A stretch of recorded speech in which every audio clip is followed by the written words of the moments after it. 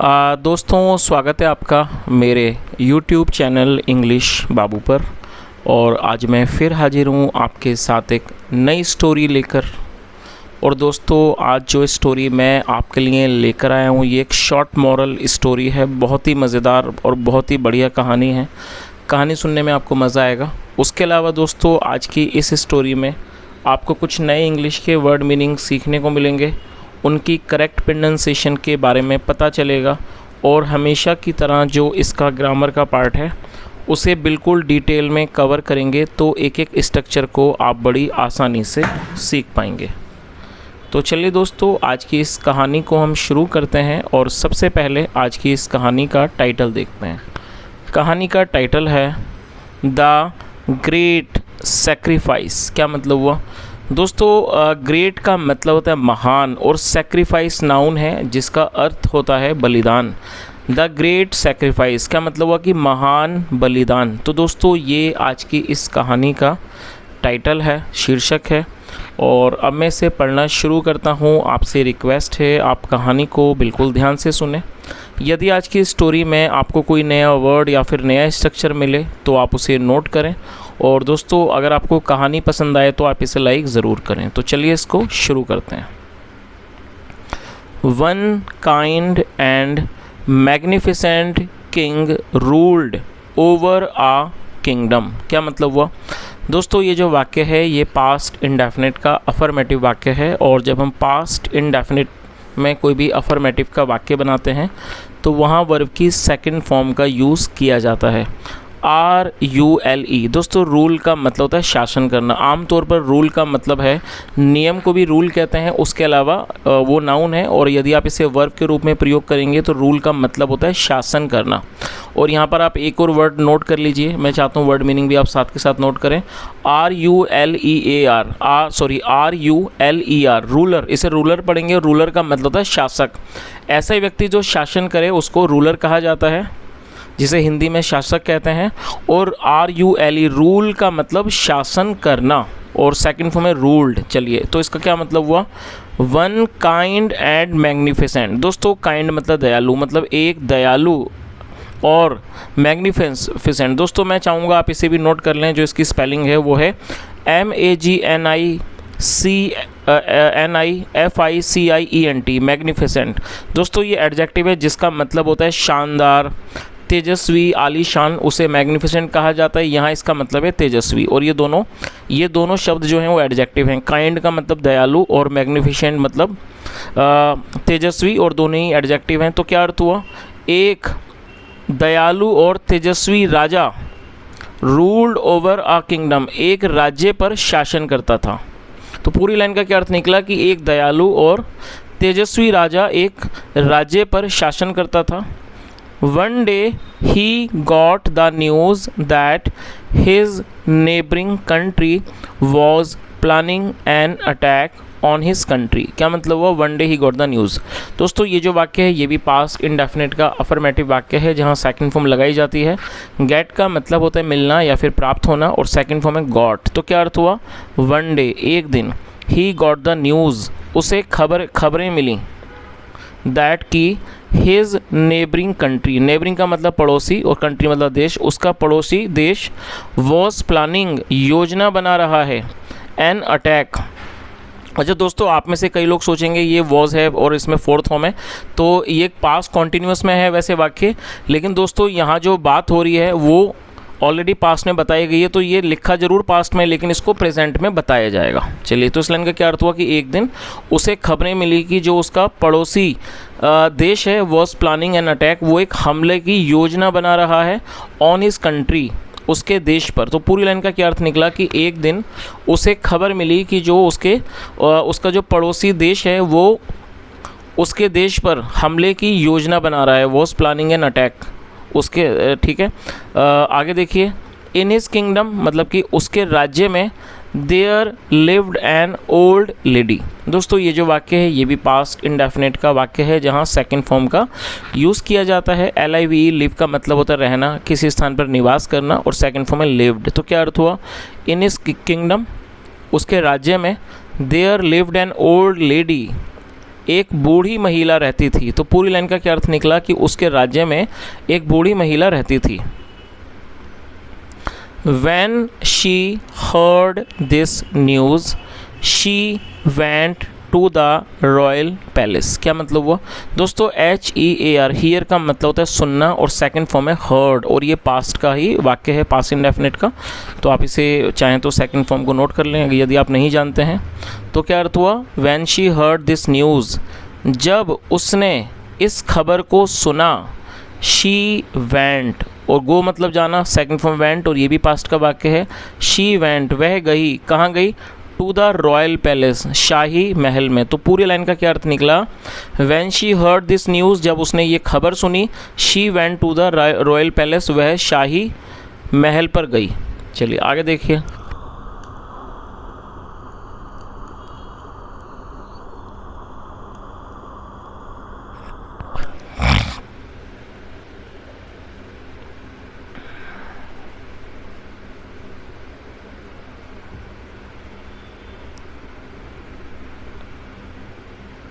She met the king and said that she wanted her only son to take part in the battle which was sure to happen। क्या अर्थ हुआ?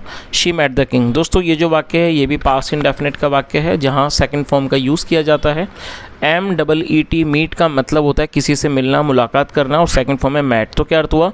She met the king, वह राजा से मिली, and sad, और कहा, that की, she wanted, वह चाहती है। और दोस्तों देखिए अभी जैसा मैंने ऊपर आपको बताया था, ये पास्ट के बारे में ऑलरेडी हमने इसको नोटिफाई कर दिया, तो दोबारा हमें सेकंड इसको पास्ट में बताने की ज़रूरत नहीं है। तो क्या अर्थ हुआ? She wanted her only son, मतलब कि वह चाहती है कि जो उसका इकलौता बेटा है, ओनली सन मतलब इकलौता बेटा, टू टेक पार्ट, वह हिस्सा ले, इन द बैटल, युद्ध में। और दोस्तों आप इसके नोट कर लीजिए, BATTLE, बैटल का मतलब युद्ध। तो क्या अर्थ हुआ कि वह राजा से मिली और उसने कहा कि वह चाहती है कि जो उसका इकलौता बेटा है वो इस युद्ध में हिस्सा ले। टेक पार्ट मतलब हिस्सा लेना, वो इस युद्ध में हिस्सा ले। Which was sure to happen, मतलब कि श्योर टू हैपन मतलब कि जिस चीज़ का जिसका, which was sure to happen मतलब जिसके शुरू होने के, जिसके होने के पूरी आशंका है। चलिए तो पूरी लाइन का क्या अर्थ हुआ कि वह राजा से मिली और उसने कहा कि वह चाहती है कि उसका जो इकलौता बेटा है वो युद्ध में हिस्सा ले। Which was sure to happen मतलब कि जिसका मतलब कि जिसका होने का पूरी आशंका है, मतलब जिसका होने की पूरी ही उम्मीद है। चलिए आगे देखिए। The king was stunned to see such a patriotic women in his kingdom. दोस्तों स्टन्ड का मतलब होता है हैरान हो जाना किसी चीज़ से, अचंभित हो जाना, हक्का बक्का रह जाना, और ये पास्ट का ही वाक्य है। द क्या अर्थ हुआ? The king was stunned to see such a patriotic women in his kingdom. दोस्तों पैट्रियोटिक का मतलब होता है देशभक्त, उसे पैट्रियोटिक कहा जाता है। तो क्या अर्थ हुआ कि जो राजा था वो एक मतलब ये देशभक्त महिला को, मतलब इस तरह की देशभक्त महिला को अपने राज्य में देखकर हैरान हो गया। तो पूरी लाइन का क्या अर्थ निकला कि जो राजा था वो इस तरह की देशभक्त महिला को अपने राज्य में देखकर हैरान हो गया। He gave her permission, he gave her permission, उसने उसे ही गेव हर परमिशन, उसने उसको आज्ञा दी। परमिशन का मतलब आज्ञा, और ये जो वाक्य है ये भी पास्ट इंडेफिनिट का ही वाक्य है जहाँ सेकंड फॉर्म लगाई गई है। गिव मतलब देना, second form gave. He gave her permission, उसने उसको आज्ञा दी। आ फियर्स बैटल टुक प्लेस। दोस्तों टेक प्लेस का मतलब होता है घटित होना, किसी घटना का घटना, सेकंड फॉर्म में टुक प्लेस। तो क्या अर्थ हुआ? A fierce battle took place मतलब एक भयंकर युद्ध हुआ। The son, A fierce battle took place, एक भयंकर युद्ध हुआ। The son of that old lady sacrificed his life for the motherland। क्या अर्थ हुआ? दोस्तों देखिए सैक्री, जैसे मैंने आपको बताया था, सैक्रिफाइस का मतलब होता है बलिदान, जो कि एक नाउन है। उसके अलावा ये वर्ब भी है जिसका मतलब होता है बलिदान देना। और जो इसकी सेकंड फॉर्म है सैक्रिफाइस, तो फर्स्ट फॉर्म हो गई SACRIFICE, और जो सेकंड फॉर्म है उसके अंदर डी लगा दीजिए, SACRIFICED, तो ये सेकंड फॉर्म है सैक्रिफाइस। तो ये जो वाक्य है ये पास्ट इंडेफिनिट का ही वाक्य है जहाँ सेकंड फॉर्म लगाई जाती है। तो क्या अर्थ हुआ, the son of that lady, the son of that old lady, मतलब कि बूढ़ी महिला के, मतलब उस बूढ़ी महिला के बेटे ने सेक्रीफाइस्ड हिज लाइफ, अपने प्राणों का, अपने जीवन का बलिदान दे दिया, फॉर द मदरलैंड, मदरलैंड का मतलब था मातृभूमि, मातृभूमि के लिए। तो पूरी लाइन का क्या अर्थ निकला, the son of that old lady sacrificed his life for the Motherland, मतलब उस बूढ़ी महिला के बेटे ने मातृभूमि के लिए अपने प्राणों का बलिदान दे दिया, अपने जीवन का बलिदान दे दिया। When the old lady went to the royal palace sobbing, और दोस्तों सॉब का मतलब था सुबकना, और ये फोर्थ फॉर्म है सोबिंग, आप इसे भी चाहें तो नोट कर लें। तो क्या अर्थ हुआ कि when the old lady went to the royal palace sobbing, मतलब जब बूढ़ी महिला रोते हुए सुबकते हुए शाही महल पर गई, the king tried to console her. दोस्तों कंसोल का मतलब होता है किसी को सांत्वना देना, किसी को दिलासा देना, और आप इसे भी नोट कर लीजिए, CONSOLE, कंसोल, ये वर्ब की फर्स्ट फॉर्म है और इसकी मीनिंग है दिलासा देना या सांत्वना देना। तो पूरी लाइन का क्या अर्थ निकला कि जब बूढ़ी महिला सुबकते हुए शाही महल पर गई, the king tried to console her, राजा ने उसे सांत्वना देने की, दिलासा देने की कोशिश की।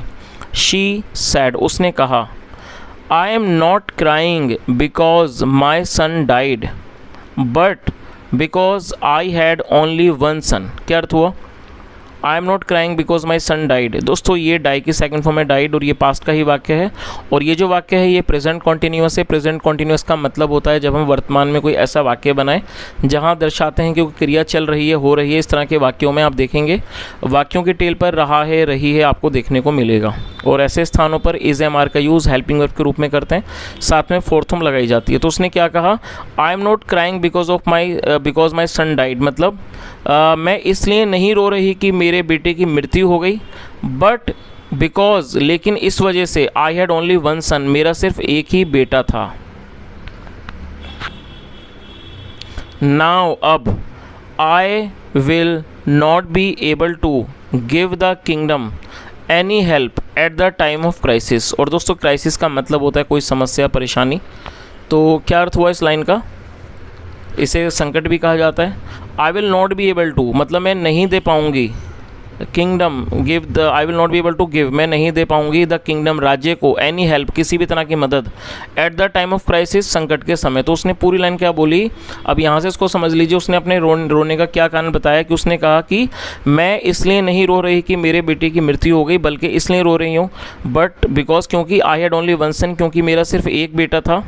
Now I will not be able to give the kingdom any help at the time of crisis, मतलब संकट के समय, मतलब अब मैं संकट के समय राज्य को कोई भी मदद नहीं दे पाऊंगी। चलिए, तो दोस्तों ये आज की एक छोटी सी कहानी थी, और जैसा हमने इस कहानी के अंदर देखा, वो जो बूढ़ी महिला थी उसने अपने इकलौते बेटे को एक कह सकते हैं मातृभूमि के सम्मान के लिए और मातृभूमि की लड़ाई के लिए भेज दिया, और जो उसका बेटा था उसको बलिदान मिला। लेकिन जो महिला थी वो इस वजह से रो रही थी कि क्योंकि उसका एक ही बेटा था, लेकिन अब आगे अगर कोई ऐसी समस्या होगी, संकट होगा राज्य पर, तो वो राज्य की मदद नहीं कर पाएगी, क्योंकि जो उसका इकलौता बेटा था उसका बलिदान हो गया। तो दोस्तों ये आज की एक छोटी सी कहानी थी। यदि कहानी अच्छी लगी हो और आपको सुनने में मज़ा आया और आपने कुछ सीखा हो, तो आपसे रिक्वेस्ट है आज की इस वीडियो को ज़रूर लाइक करें, शेयर करें, चैनल को सब्सक्राइब करें। और दोस्तों उसके अलावा एक और रिक्वेस्ट है, अगर आज के वीडियो में आपने कोई भी नया वर्ड सीखा हो तो उसे आप ज़रूर मेंशन करें, कमेंट में बताएं। यहाँ तक सुनने के लिए thank you so much, have a nice day and bye.